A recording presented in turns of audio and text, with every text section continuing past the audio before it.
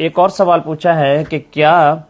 ہم نکاح کے لیے گھر کا کوئی بڑا فرد اگر پڑھانا چاہے تو نکاح پڑھا سکتا ہے؟ مطلب گھر کا کوئی بڑا فرد اگر نکاح پڑھانا چاہے تو پڑھا سکتا ہے، بالکل پڑھا سکتا ہے، اس میں کوئی معیوب بات نہیں ہے۔ خاندان میں اگر کوئی بڑا فرد ہے، معزز ہے، محترم ہے، اس کو طریقہ آتا ہے، خطبے کا طریقہ آتا ہے، ایجاب و قبول کے پوچھنے کا طریقہ آتا ہے، اور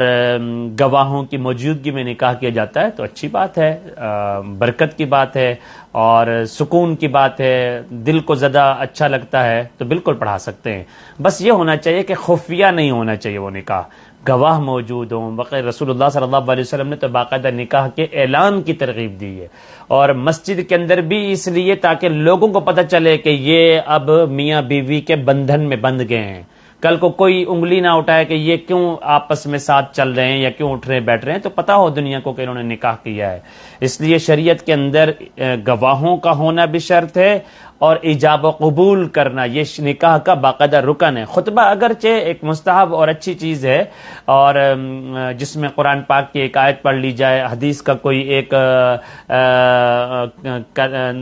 کلام ارشاد نبی اکرم صلی اللہ علیہ وسلم کا وہ پڑھ لیا جائے اور پھر ایجاب و قبول کر لیا جائے تو یہ ٹھیک ہے۔ لیکن مہر کا تذکرہ کرنا، اسی طریقے سے گواہوں کا ہونا، اسی طرح ایجاب و قبول مطلب پرپوزل اور آفر ہوئی ہو، اور یا پرپوزل ہوا ہو، اس کا پھر